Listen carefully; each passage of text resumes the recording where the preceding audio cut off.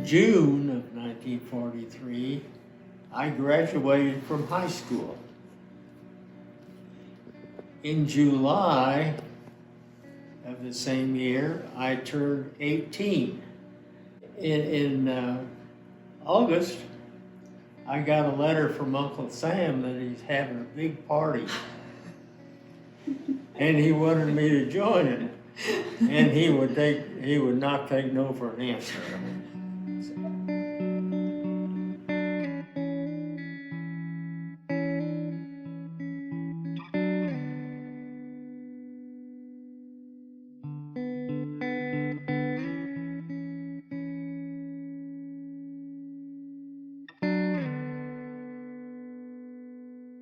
Arthur Kenneth Roos, R-O-O-S.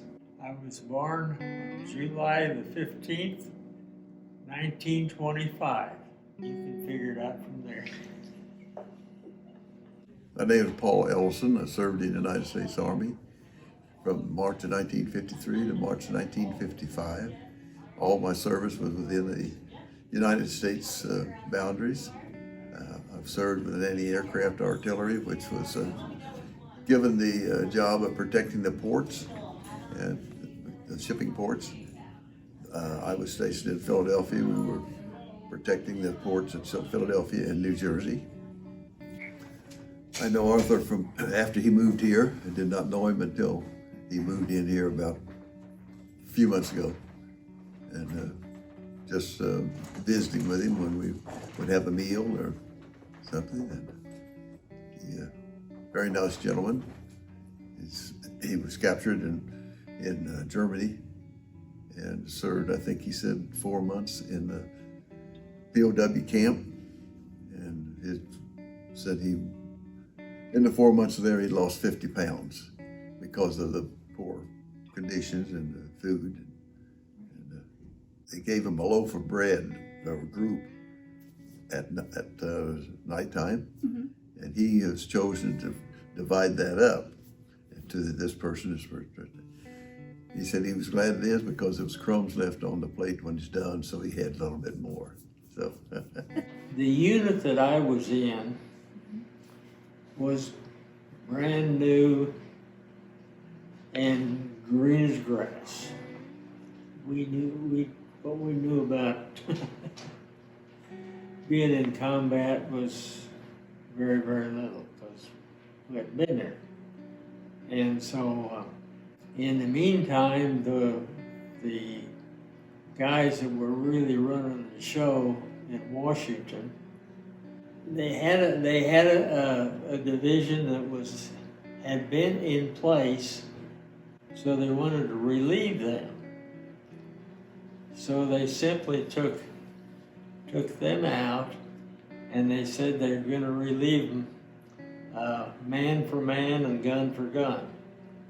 Well, we were the new ones going in, so we had the man and the gun, but we didn't have any experience. It didn't take us too long to get in trouble.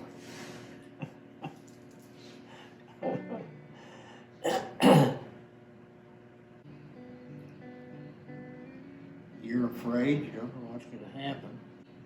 You're disgusted because you should never have to surrender. All of those things go through your mind. As it turns out later on,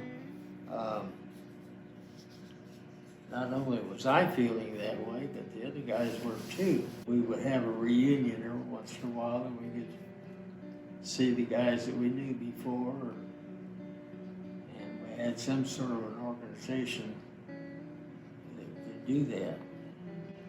It put stress and strain on my faith in God.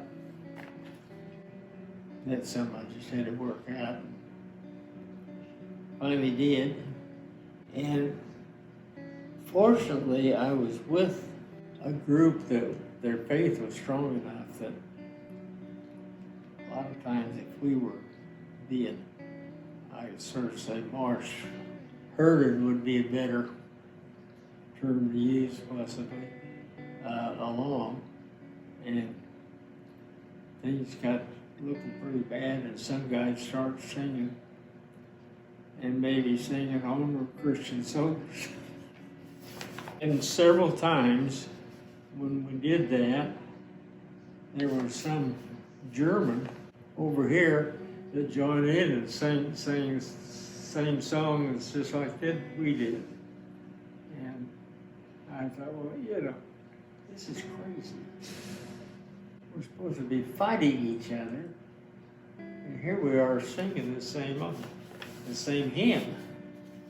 So it just showed that there was so much similarity between the American troops and the German troops, and we should have just had a truce right then and there and called the whole thing off. Terry Shaw. I didn't know Arthur until he moved in here, and wouldn't even known he was a POW until he had it on his hat, and he got out and made a good life for himself and his family.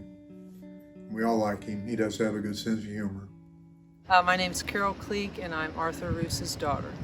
He's always had a great sense of humor, and on April Fool's, I knew that he was going to get me every year, but I never knew when it was coming. And every single year he would get me on April Fool's, and I'd fall for it every time. So yeah, and he's very good at telling jokes and remembering jokes, and my mom was just the opposite. Couldn't remember a joke, and lots of times did not understand the jokes that he told. They just had totally different senses of humor. But yeah, so. His experiences did not define him in his life. I know a lot of vets have issues their whole lives, and he was able to kind of work through that and get past that and live a normal life and a happy life and a fulfilling life. And so I'm really happy that he was able to do that and it not weigh him down and kind of ruin his life. It enhanced his life because he was able to go to school on the GI Bill, which he would not have really gone to college. He was able to be a doctor with the GI Bill, and he was going to be an engineer. And he saw that there were so many going into the engineering field that he thought, well, I'll try this, because he was good at math, So it actually helped his life, him throughout his life, made him a better person, I guess, because of it. So if they had or needed the opportunity to do it or whatever, they would march their herds across the country. Part of the time, though, they put you on a boxcar train. No seats, of course, just an open boxcar. And you'd be transported that way from one place to another. Usually, we were crowded in there so much that there wasn't room enough for everybody to lie down or even sit down at the same time. Cigarettes were like money. While we were in a boxcar, for instance, we were just put on there. We didn't have any food to eat. We didn't have any water to drink. So we needed some water.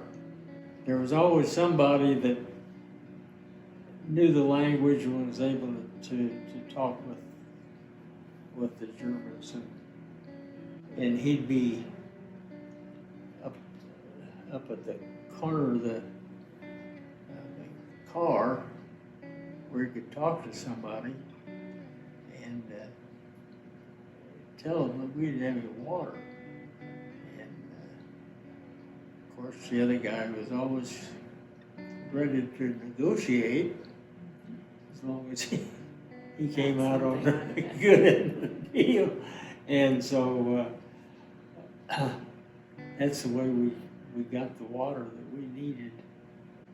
We buy it with, when we first got on there, everybody, like I say, cigarettes or money, and everybody had a pocket full of cigarettes, and it'd take a certain number to buy a gallon of water or whatever it might be, and so that's the way that all worked. If we had to hike and walk someplace, nobody was left behind. If they couldn't walk and couldn't make it for a while, there was enough people to carry them until it got better or what. So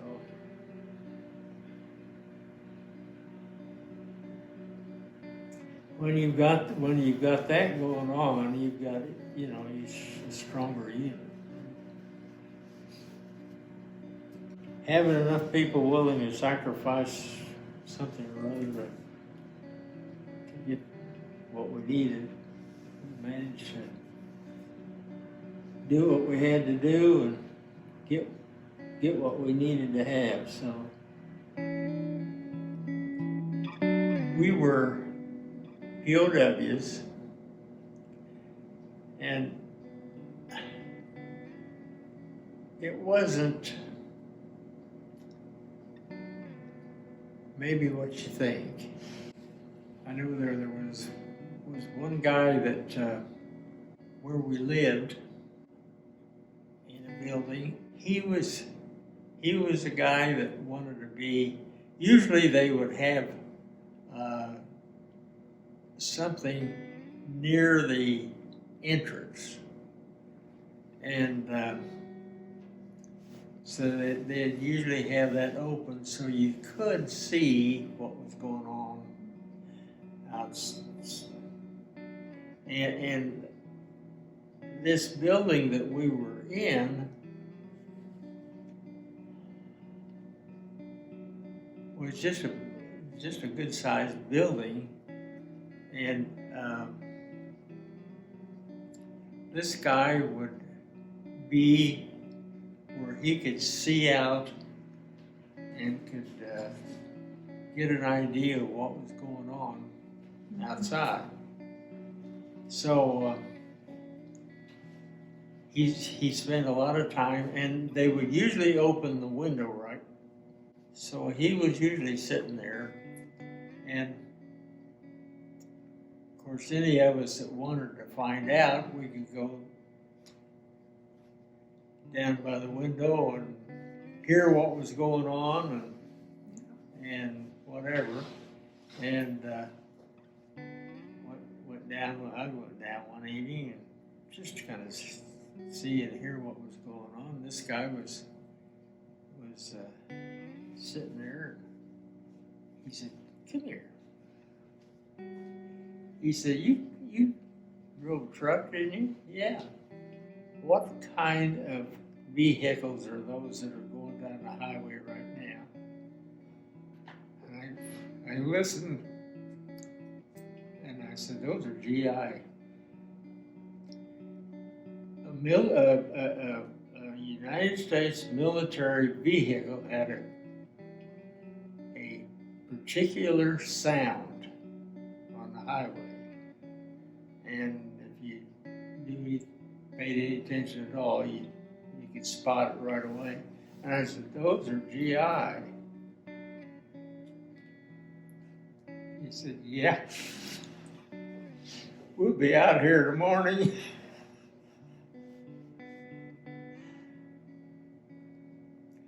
Which it didn't happen. It didn't happen quite that fast, but we knew we were on the way out. We were not kept when we were in as a POW. We were not kept confined to a room or that type of thing.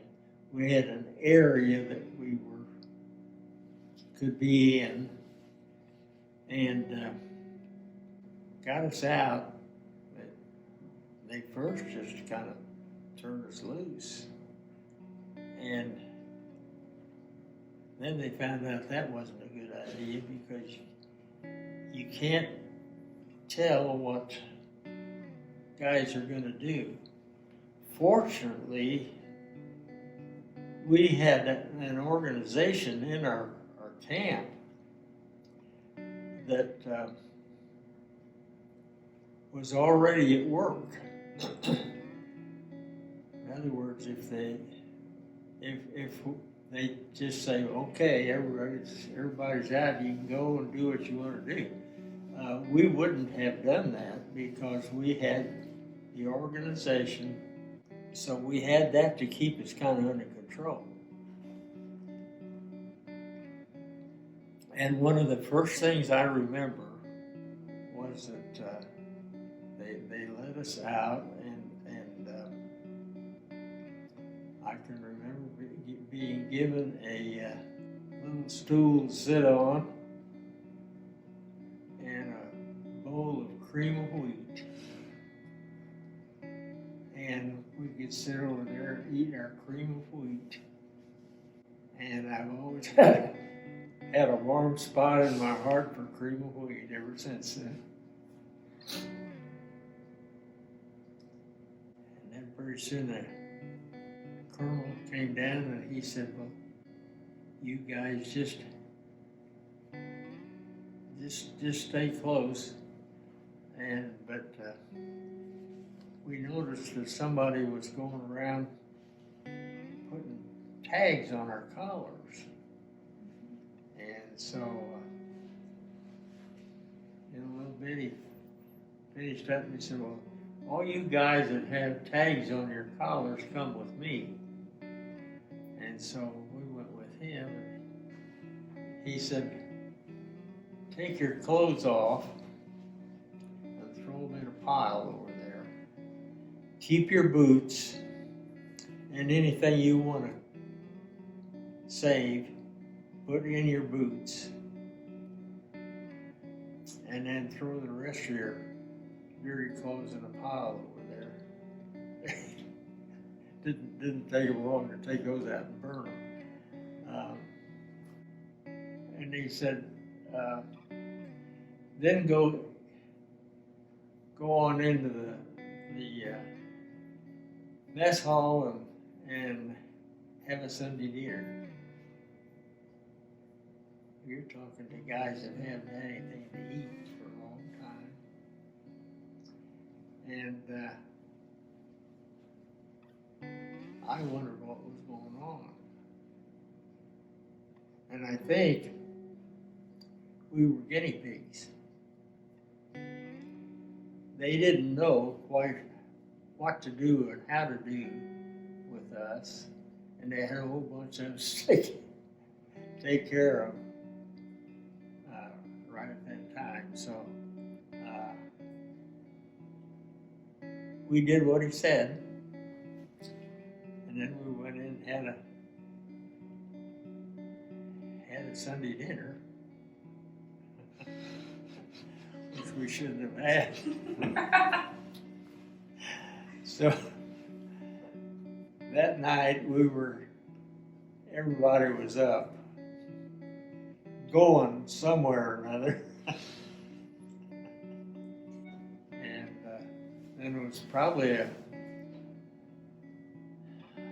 dozen or so of us, maybe 15, put in one big room, which a ward.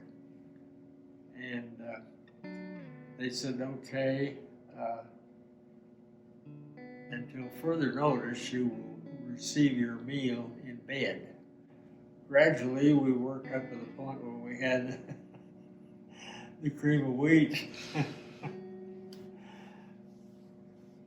outside, but otherwise, from that particular room, I'm sure that we were guinea pigs. They wanted to see what we could do and what they should do and so forth. And worked pretty good. Yeah, I talked to some guys later on that said that, yeah, they were not only were they turned loose. It's hard to explain because it's hard for people to understand, I'm sure. But you could have one group, like the group that I was with. We had a bowl of cream of wheat.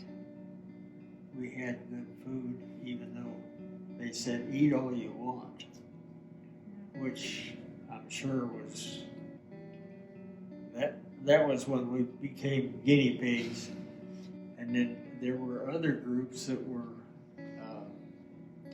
released and maybe in a different area, a different place in Germany, and they'd say that these guys would be coming down the street just like a mob. Some of them took off. I mean, they just running down the streets, but most of it, at least where I was, most of it was all pretty well controlled, and thank goodness. The subject came up numerous times. Would you do it again?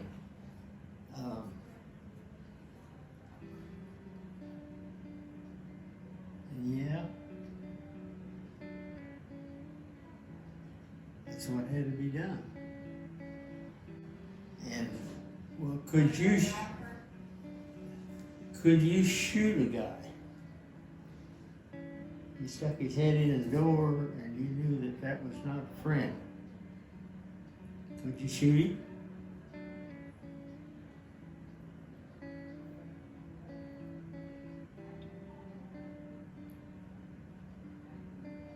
I don't think I could. I couldn't either. I didn't have to, so I didn't have to really make the decision, but no, I couldn't either.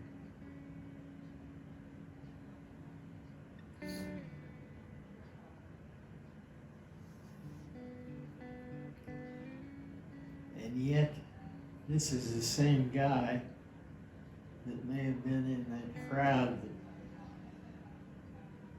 killed 40 or 50 guys all in one burst of ammunition.